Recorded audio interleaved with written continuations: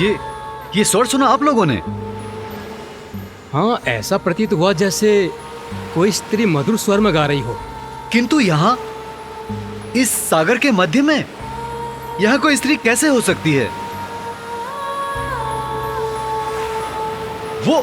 वो देखो वहां।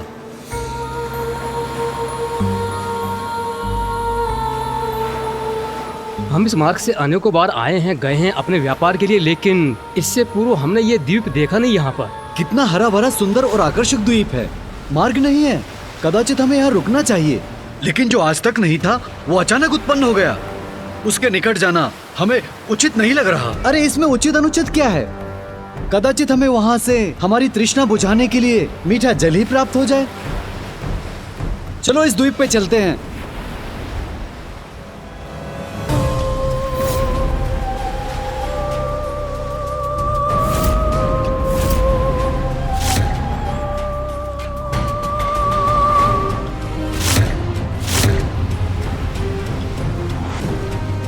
कितनी सुंदर स्त्री है ये। जितना सुंदर स्वर उतना ही सुंदर रूप भी। सुनिए। अरे ये तो द्वीप के भीतर चली गई। शीघ्रता करो, शीघ्रता से द्वीप तक पहुंचते हैं।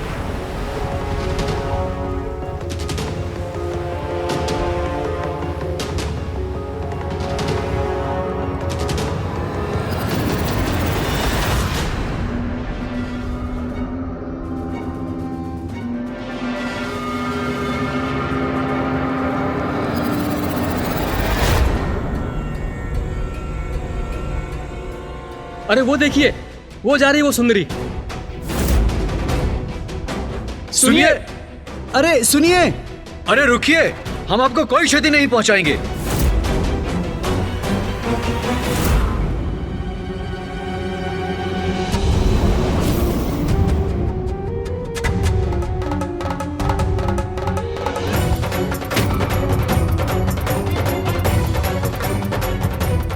हम वन के इतने भीतर चले आए हैं कि वो सुंदरी भी अदृश्य हो गई है।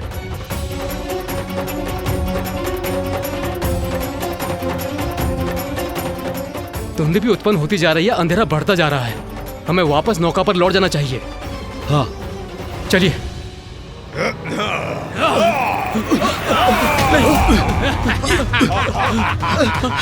हमें छोड़ दो, हमें जाने दो, छोड़ दो, हमें जाने दो, छोड़ दीजिए, हमें जाने दो, हमें जाने दो, हमें छोड़ दो, जाने दो, हमें जाने दीजिए। जाने दूं?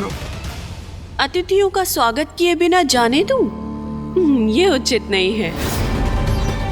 हमारे द्वीप में आपका स्वागत है।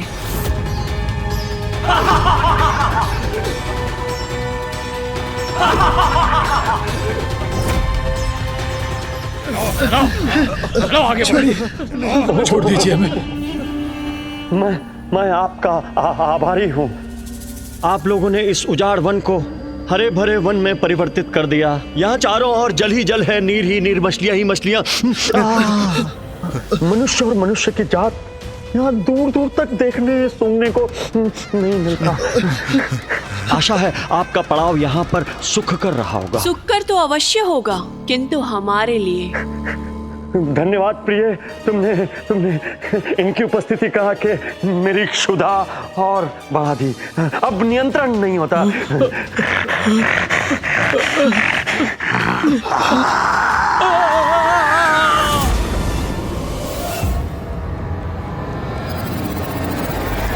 आपने दारुक और दारुका को ऋषि औरव के शाप से बचने का मार्ग सुझाया, देवताओं के प्रचंड क्रोध से उनकी रक्षा की, किंतु वो तो फिर भी नहीं सुधरे। वो तो पुनः दुराचार में लिप्त हो गए। इन असुरों का तो स्वभाव ही ऐसा है गणेश, वो कभी नहीं सुधर सकते। असुर, देवता, मनुष्य अथवा अन्य कोई भी जीव क्यों ना हो, मैं उसे सुधरने का एक अवसर अवश्य प्रदान करती हूँ। अन्याय नहीं करती हूँ मैं। व्यक्ति की प्रवृत्ति कैसी भी हो, उसे सन्मार्ग पर चलने का एक अवसर अवश्य प्रदान करती हूँ मैं।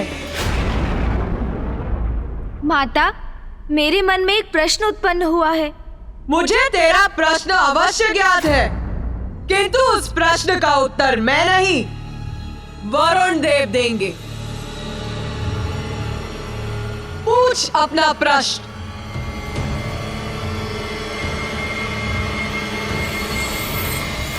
वरुण देव, दारुका अपना वन सागर में ले गई, जो आपका स्थान है। तो आप तो दारुका को वहीं बंदी बना सकते थे। उस वन पर आप अपना अधिकार कर सकते थे। तो फिर आपने ऐसा क्यों नहीं किया? आपका प्रश्न सर्वथा उचित है प्रथम पूज्य श्री गणेश। हुआ ये कि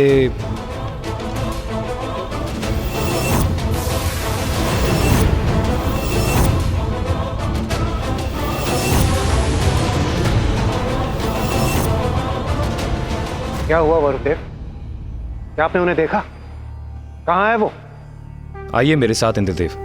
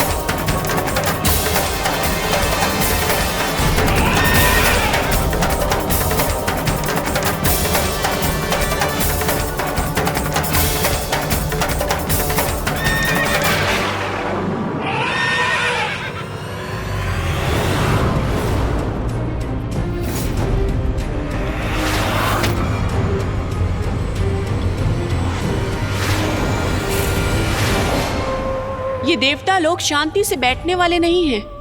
ये पुनः वापस आ गए, पर अब ये हमारा कुछ नहीं बिगाड़ पाएंगे।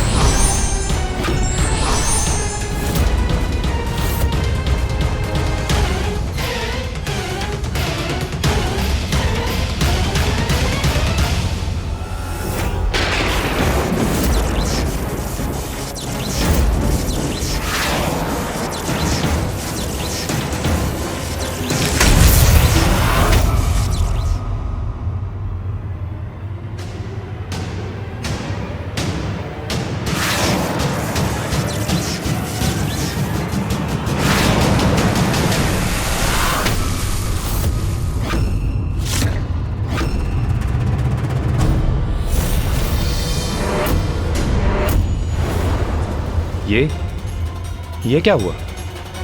अभी तो दारुका का वन यही था। क्षण भर में ये कहां लुप्त हो गया?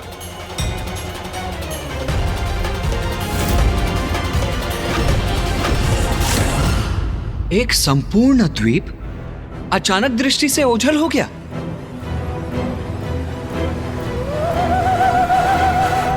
माँ, वो दीप अदृश्य हो गया क्योंकि आपने दारुका को वरदान दिया था कि वो अपने वन को अपनी इच्छा अनुसार कहीं भी ले जा सकती है।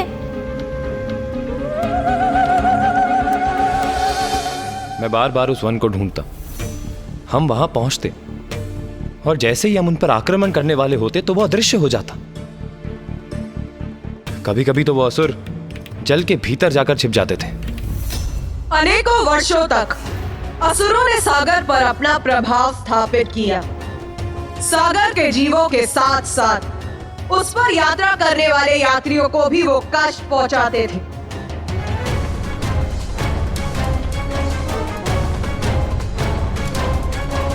व्यापारियों को बंदी बनाते थे और उनसे अपनी सेवा करवाकर स्वयं सुख से रहने लगे। निरंतर कठोर श्रम कर जब वो बंदी मृत्यु प्राप्त करते थे तो असुर अन्य व्यापारियों का आखेट कर उन्हें बंदी बना लेते थे।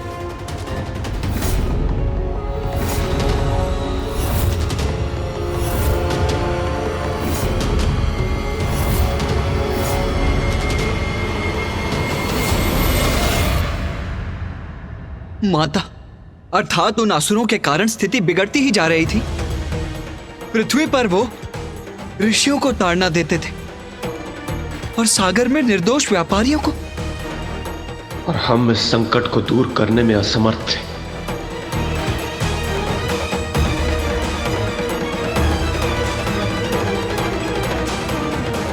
अपने हृदय को और कठोर कर लो, क्योंकि स्थिति तो और भी बिगड़ने वाली थी।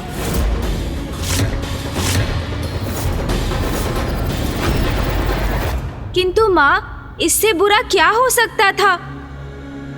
ऐसा क्या किया दारुक और दारुका ने?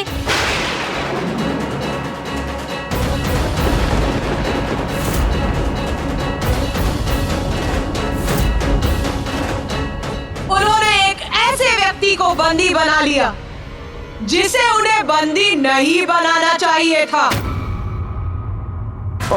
क्या उत्तम आनंद है दारुका, ये उत्तम मांस और उत्तम दास। पृथ्वीलोक में भी इतना आनंद नहीं था दारुका।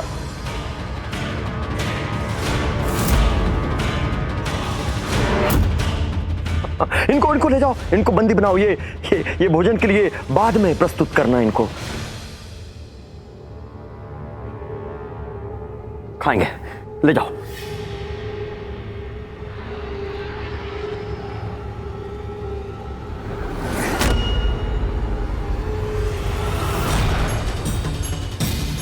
चलो, असुर श्रेष्ठ का आदेश नहीं सुना? चलो, उठो, चलो हमारे साथ।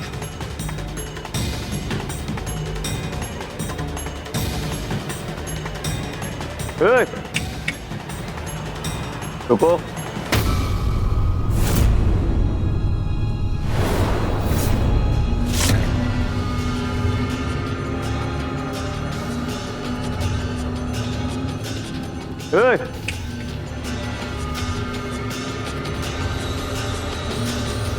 अरे तुम नहीं, अरे उससे बोलो। वो मनुष्य क्या बड़बड़ा रहा था? इधर आओ उसे। चलो, असुर श्रेष्ठ तुमसे कुछ पूछना चाहते हैं। चलो, आगे बढ़ो। क्या बड़बड़ा रहे थे? ओम नमः शिवाय। अरे ऊंचा बोलो। हाँ? ओम नमः शिवाय। ओम नमः शिवाय। ओम नमः शिवाय। ओम नमः शिवाय। ओम नमः शिवाय।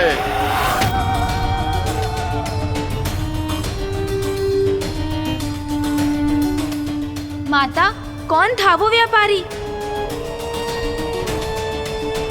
महादेव का प्रिय भक्त सुप्रिय।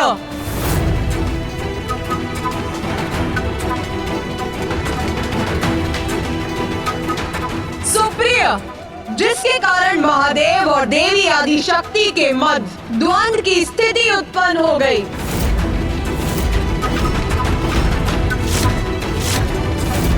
आपके और पिताश्री के मध्य द्वंद्व? जब माँ मूषिकासुर के विरुद्ध माँ उत्पन्न हुई थी, तब सृष्टि पर विनाश का कारण उत्पन्न हुआ था। ये स्मरण है मुझे। क्या पुनः वैसा ही हुआ है माता?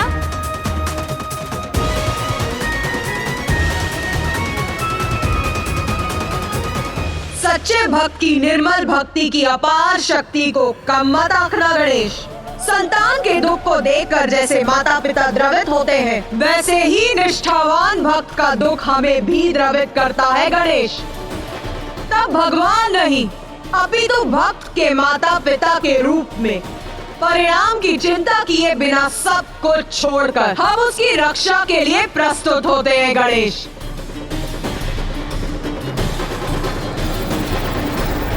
किंतु माता, ये द्वंद्व आवश्यक हुआ ही क्यों?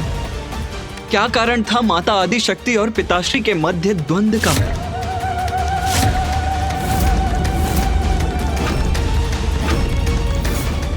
ओम नमः शिवाय। ओम नमः शिवाय। ओम नमः शिवाय। ओम नमः शिवाय।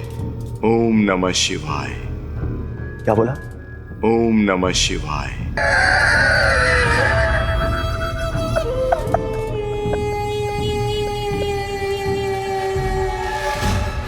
तुम्हें ज्ञात है तुम्हें क्या था मैं कौन हूं? मैं सर्वशक्तिशाली असुर श्रेष्ठ दारुक हूं मैं। तुम दारुक के वन में हो। यहाँ यहाँ यहाँ जीवन और मृत्यु का निर्णय मैं करता हूं। इसलिए ओम नमः शिवाय मत बोलो, बोलो ओम दारुकाय नमः। ओम नमः शिवाय। ये इसे जितना शीघ्र समझ में आ जाए उतना ही उचित है। ओम नमः शिवाय। ओम नमः शिवाय। ओम नमः शिवाय। जब कष्ट भोगेगा ये शिव भक्त तो स्वयं सुधर जाएगा। ये ऐसा नहीं मानेगा। इसके कंधे पे ये मोटे मोटे दरख्त रखो, इसे लेके जाओ और चलाते हुए नहीं घसीटते हुए लेके जाना। जब इसके कंधों से खून टपकेगा, इसके पैरों में छाले पड़ेंगे, तब ये कहेगा ओम दारुकाय नमः। डर गए? बोलो बोलो बोलो ओम दारुकाय नमः, बोलो बोलो। ओम नमः शिवाय। ओम नमः शिवाय। अरे अपने प्राण गंवा बैठोगे, मुझे जानते नहीं हो तुम कौन हो? मैं जानता हूं, भली भांति जानता हूं कि तुम कौन हो। समुद्र पर यात्रा करने वाले व्यापारियों को आतंकित करते हो तुम। बस इतना ही साहस है तुम में दारुक। तुम हमारी स्वतंत्रता तो छीन सकते हो, किंतु हमारी भक्ति नहीं। मैं इसके प्राण हर लूंगा। मैं जीवित नहीं छोड़ूंगा इसे। ये दुष्ट अपने प्राण गवाएगा, नहीं सहूंगा इसका दुस्साहस। मैं नहीं सहोगे। मेरे द्वारा मेरे भगवान का नाम का जाप करना तुम्हें दुस्साहस लग रहा है, फिर अपनी पत्नी को कैसे सहन करते हो तुम? क्या वो आदिशक्ति की भक्त नहीं? क्या वो उनके नाम का जाप नहीं करती? ये धूर्त शिव भक्त तो मेरी भक्ति पर प्रश्न उठाकर स्वामी को उत्तेजित करने का प्रयास कर रहा है। इसे रोकना होगा मुझे।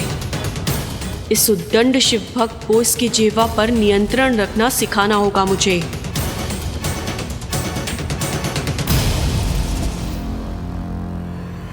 मुझसे अपनी तुलना कर रहे हो? मेरी भक्ति के फल स्वरूप स्वयं माता आदिशक्ति ने हमें वचन दिया है कि वो मेरे समस्त असुर समुदाय की रक्षा करेंगी। मेरी माता के प्रति भक्ति के लेश मात्र भी नहीं हो तुम। अगर ऐसा होता तो स्वयं महादेव प्रकट होते तुम्हारी रक्षा करने के लिए। आज जहां तुम बंदी बने खड़े हो, जहां तुम्हारे जीवन और मृत्यु का निर्णय हमारे हाथों में है, और ये वन मैंने माता की भक्ति से अर्जित किया है, और ये मेरे और मेरे स्वामी की भक्ति की अपार शक्ति का आधार है, क्योंकि माँ आदिशक्ति ही मेरी रक्षक है, और तुम मेरे अनुसार एक मूर्ख व्यापारी हो, कोई भक्त नहीं। यदि महादेव तुम्हारी भक्ति का मान रखते तो स्वयं यहाँ पर प्रकट होते, किंतु कहाँ है वो? हमें तो नहीं दिखाई दे रहे। और तुम मेरे स्वामी के समक्ष बेड़ियों में जकड़े हुए दीनहीन अवस्था में एक निर्बल असहाय बंदी हो।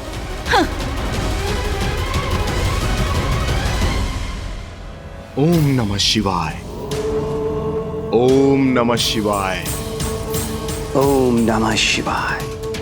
ओम नमः शिवाय। ओम नमः शिवाय। ये ऐसे नहीं मानेगा। इसकी आत्मा में समाहित ये शिव ओम भक्ति, नमः शिवाय। इसके रक्त की एक एक बूंद से निकालूंगा मैं। तो वो निरंतर जारी रख। ये ओम नमः शिवाय, ओम नमः शिवाय, ओम नमः शिवाय, ओम नमः शिवाय जारी रख। मैं देखता हूँ तेरा शिव कहाँ से प्रकट होता है।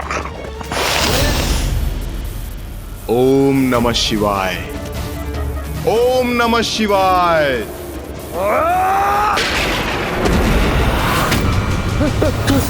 ओम नमः शिवाय।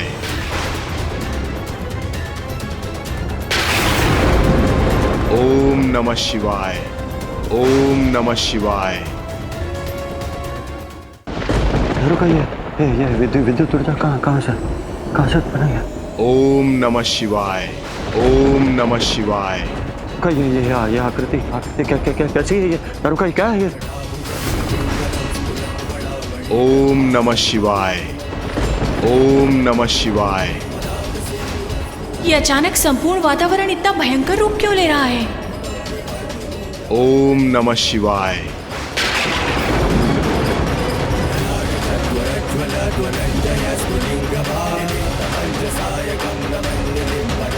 अरे ये भूकंप बन कैसा है? पीछे हटो, अपनी रक्षा करो, दारुका, सोचो समझ।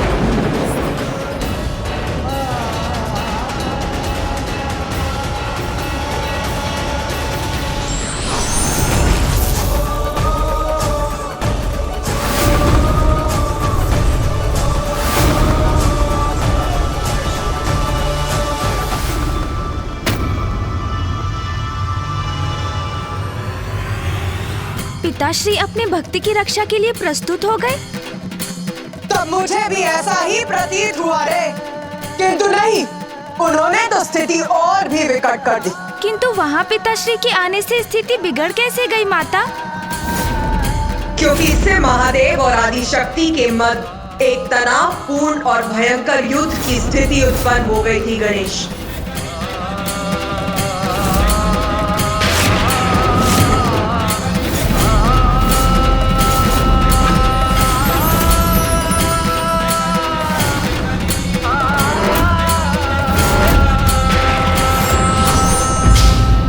और विपरीत परिस्थिति में भी जो अपने इष्ट और भगवान को नहीं भूलते वही सच्चे भक्त कहलाते हैं और भगवान भी अपने भक्त का ध्यान रखते हैं।